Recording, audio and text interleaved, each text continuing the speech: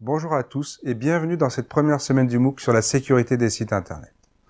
De plus en plus de services sont disponibles sur Internet et les sites web sont les points d'entrée de ces usages du numérique. C'est par ces portails que nous pouvons communiquer, acheter, gérer, nous informer, nous divertir. Leur sécurité est donc primordiale pour la viabilité des services offerts. Durant cette première semaine du MOOC, nous aborderons des généralités. Nous ferons un peu de sémantique, en revenant rapidement sur les notions liées au cyberespace et à la cybersécurité, puis sur les enjeux et l'importance que tout cela revêt dorénavant. Nous étudierons les besoins de sécurité des systèmes d'information, l'appréciation des risques et les critères de sécurité. Nous analyserons la menace en invoquant certaines vulnérabilités et les différents types de scénarios d'attaque informatique. Dans le cadre de ce cours, nous avons choisi d'adopter une posture white hat en opposition au black hat, autre manière de nommer les pirates informatiques. L'objectif est de centrer ce MOOC sur la démarche de la sécurité par conception ou Security by Design dans une posture d'expert en sécurité informatique dont l'objectif est de produire des systèmes sécurisés. Pour illustration, prenons un exemple. Le développement de l'Internet des objets ou IoT, pour faire bref, devrait être décuplé par l'arrivée de la 5G avec des dizaines de milliards d'objets connectés dans quelques années. Les services de l'IoT sont basés sur la collecte de données issues de capteurs. Celles-ci sont transmises à des concentrateurs pour être envoyées à des plateformes pour traitement et stockage. L'information est ensuite exploitée pour des services mis à disposition via des sites web. La surface d'attaque de ce type de service est très grande et une attention particulière doit donc être portée à la sécurité informatique du site, point d'entrée privilégié des attaquants. Dans l'ensemble des projets liés au système d'information, la sécurité doit être prise en compte dès la conception.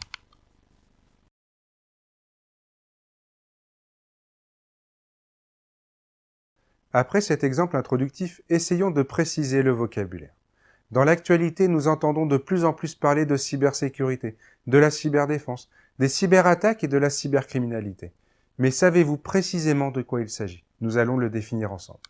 Tout d'abord, il faut définir ce qu'est le cyberespace. Le terme cyberespace définit l'ensemble des infrastructures informatiques de traitement, de transit et de stockage interconnectées en réseau, en y associant les services numériques et les données. Il intègre les systèmes d'information qui regroupent les ressources destinées à collecter, classifier, stocker, gérer et diffuser les informations au sein d'une organisation. C'est un espace non physique, mais réel, qui peut être vu en 3 couches. La couche physique, qui correspond au matériel.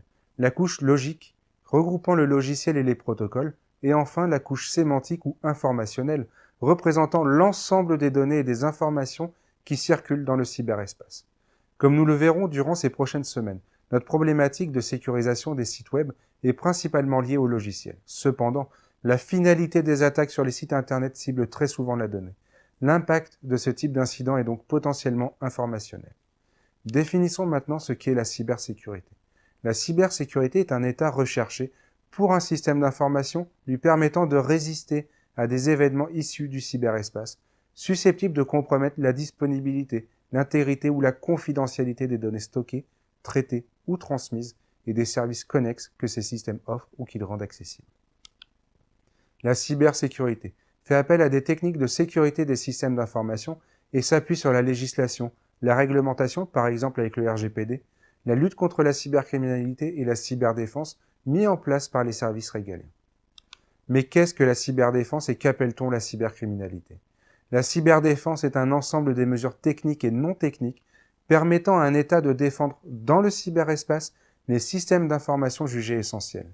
La cybercriminalité est l'ensemble des actes contrevenant aux traités internationaux ou aux lois nationales, utilisant les réseaux ou les systèmes d'information comme moyen de réalisation d'un délit ou d'un crime. Depuis le début de ce chapitre, nous évoquons des attaques, mais il s'agit plus précisément de cyberattaques. Une cyberattaque est une atteinte à des systèmes informatiques réalisés dans un but malveillant. Elle cible différents dispositifs informatiques, les ordinateurs et les serveurs, qu'ils soient isolés ou en réseau, qu'ils soient reliés ou non à Internet, mais aussi des équipements périphériques tels que les imprimantes ou encore des appareils communiquants comme les téléphones mobiles, les smartphones, les tablettes, avec pour but de s'en prendre aux données et au processus métier.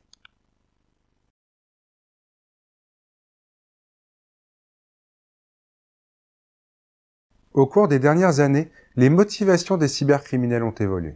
À l'apparition des systèmes d'information dans les années 80-90, les hackers voulaient savoir comment les systèmes fonctionnaient. Ils étaient curieux, pour eux, casser un système était un défi. Depuis le début des années 2000, Les cyberattaquants sont organisés, ils sont réfléchis, ils mènent leurs actions dans des buts précis. Ils peuvent agir par idéologie, qu'elle soit politique, religieuse ou activiste, notamment par vengeance. Ils peuvent rechercher le profit financier par appât du gain, en utilisant le chantage. Dans le domaine de l'intelligence économique, des entreprises peuvent sortir de la légalité et voler les secrets de concurrents.